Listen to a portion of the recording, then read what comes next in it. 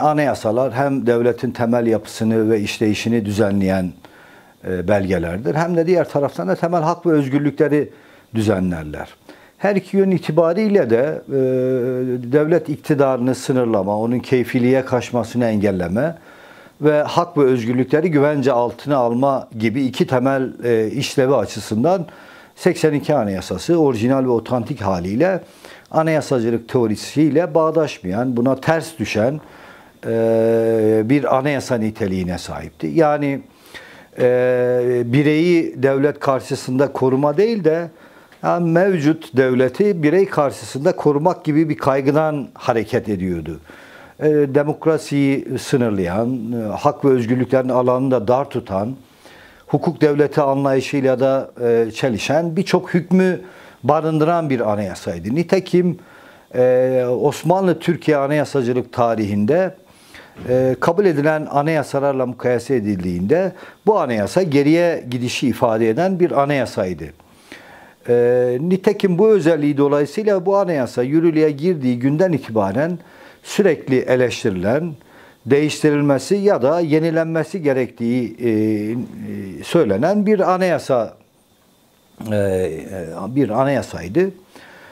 Nitekim 82 Anayasası ilk 1987 yılından başlamak itibariyle bugüne kadar tam 19 kez değiştirildi.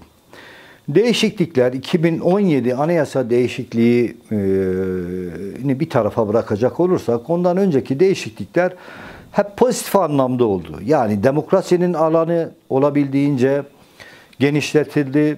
Özgürlüklerin, temel hak ve özgürlüklerin alanı eski oranla epey değiştirildi, genişletildi.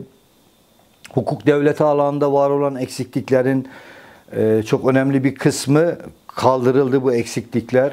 Bu anayasa aynı zamanda Kürt meselesini doğuran demeyelim, zaten daha önceden var olan ama bu sorunu daha da derinleştirici bir etki yarattı.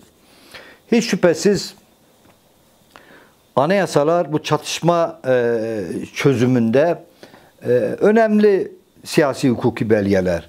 Anayasalar kimi zaman bu çatışmayı yaratan ya da var olan çatışmayı derinleştiren bir etki yaratır. Kimi zaman da anayasalar var olan çatışmayı yok eden ya da çatışmayı yumuşatan bir etki yaratır. Yani anayasalar tek başına hiç şüphesiz ne çatışmayı doğuran ne de onu besleyen ya da çatışmayı bitiren ya da onu yumuşatan bir etki yaratır. Farklı parametrelerin yanı sıra anayasalar da bu çatışma çözüm süreçlerinde önemli belgelerdir. Bunu ifade etmek gerekiyor. Bu anlamda 82 Anayasası Kürt meselesi açısından çatışmayı derinleştiren bir anayasa oldu. Nitekim 80 sonrasında zaten askeri darbe sonrasında yaşanan gelişmeler de bunu teyit eder nitelikte. 82 Anayasası bir taraftan anayasanın tümüne hakim olan Türklük vurgusuyla, diğer taraftan Kürtlerin kendisini yerelde yönetme iradesine ket vuran merkeziyetçi yapısıyla, tekçi yapısıyla, çoğulculuğu reddeden yapısıyla, kültürel kimlik haklarının kullanımını engelleyen yapısıyla bu Kürt meselesini derinleştirici bir etki yarattı. Kürtlerin bu yaşadığı sorunları aşmada dile getirdiği 3 temel talep var. Bu talebin hiçbiri 82 Anayasası'nda yer almıyordu. Bugünkü haliyle de yer almıyor. Bu 3 temel hak, birincisi vatandaşlığın kapsayıcı ve kuşatıcı olması isteniyor. Vatandaşlık ya hiç tanımlanmasın ya da hani tanımlanacaksa kapsayıcı ve kuşatıcı bir kavramla tanımlansın. Ya birinci talep bu. Yani vatandaşlığın eğer tanımlanacaksa, bir isim konulacaksa bu isim bir etnik çağrışım, dinsel çağrışım. Bu sadece Kürt meselesi açısından değil. Türkiye'deki diğer farklılıkları kapsayıp kucaklaması açısından da buna dikkat etmek gerekiyor. Yani dinsel, mezhepsel bir çağrım da yapmaması gerekiyor. İkincisi kültürel kimlik hakları. Bu kültürel kimlik haklarının mesela mevcut anayasanın 42. maddesinin son fıkrası Kürt dilinde ya da farklı dillerde ana dilinde eğitim yapma imkanına yol açmıyor. Yani imkanını tanımıyor. Eğer bir anayasa değişikliği yapılacaksa ya da yeni bir anayasa yapılacaksa, yepyeni bir anayasa yapılacaksa en kötü ihtimal, en düşük marj bu yasağın kaldırılmasıdır. Üçüncüsü de adem-i merkeziyetçi bir yönetim tarzı. Mevcut anayasa idari özelliği öngörüyor. Ama mevcut anayasaya baktığımızda merkeziyetçi yönü ağır basan bir anayasa. En azından uygulama o doğrultuda. Bu Kürt meselesinin hani bu kalıcı temelde çözülebilmesi için bu taleplerden üçüncüsü olan adem-i merkeziyetçi bir yönetim tarzının yani özelliğin sınırının geniş tutulduğu, yerel demokrasinin ön plana çıktığı, merkeze ait olan yetkilerin önemli ölçüde yerel tarafından paylaşıldığı bir adem-i merkeziyetçi yönetim tarzına geçilmesi gerekiyor.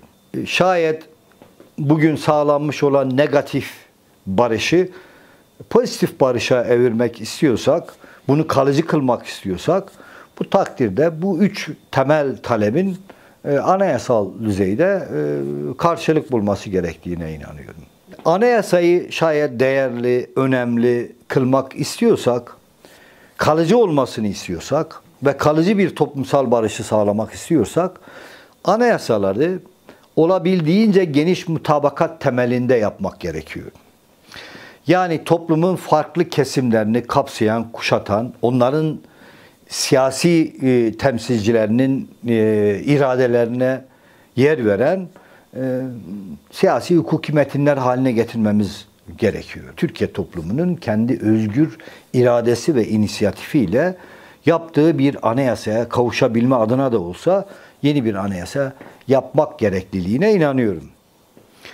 Ama bu anayasanın olabildiğince geniş tabanlı, geniş mutabakat temeline dayalı bir anayasa olması gerekiyor. Asıl önemli olan yani anayasanın teorisi kadar, yani anayasanın içeriği kadar anayasanın uygulanmasıdır.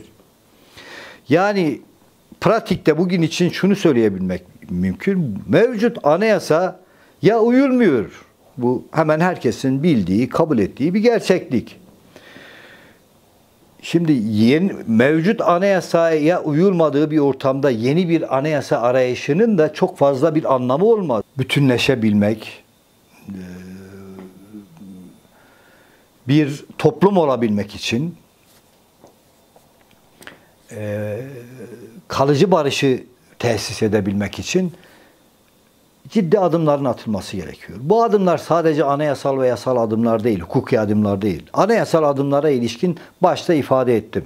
Yani hem vatandaşlık konusu, hem kültürel kimlik hakları, başta ana dilde eğitim olmak üzere kültürel kimlik haklarının güvence altına alınması ve adem-i merkeziyetçi bir yönetim tarzı. Yani Kürtlerin kendisini yönetebilmesinin önünün açılması. Yine çoğulculuğun önündeki yasal düzenlemeler ya da yasa altı düzenlemeler varsa bunların da gözden geçirilmesi gerekiyor. Benim kişisel kanaatim, düşüncem bütün bunlardan çok daha önemlisi yargısal ve idari pratiktir. Yani gündelik hayatta bir Kürt vatandaşının karşı karşıya kaldığı ayrımcılığa dair muamelelerin ortadan kaldırılmasıdır. Asıl sorumluluk sonuçta güç sahibi olan, karar aldığı kararları eyleme geçirme gücü olan mevcut iktidardır. Yani her halükarda mevcut iktidar yeni anayasa, şayet yeni bir anayasa yapılacaksa bu yeni bir anayasa yapabilmenin gerektirdiği toplumsal ve siyasal iklimi oluşturması gerekiyor. Bundan sonraki süreçte de yani bu vasat yaratıldıktan sonra, bu iklim oluşturulduktan sonra diğer siyasi aktörler de aynı doğrultuda adım atması gerekiyor diye.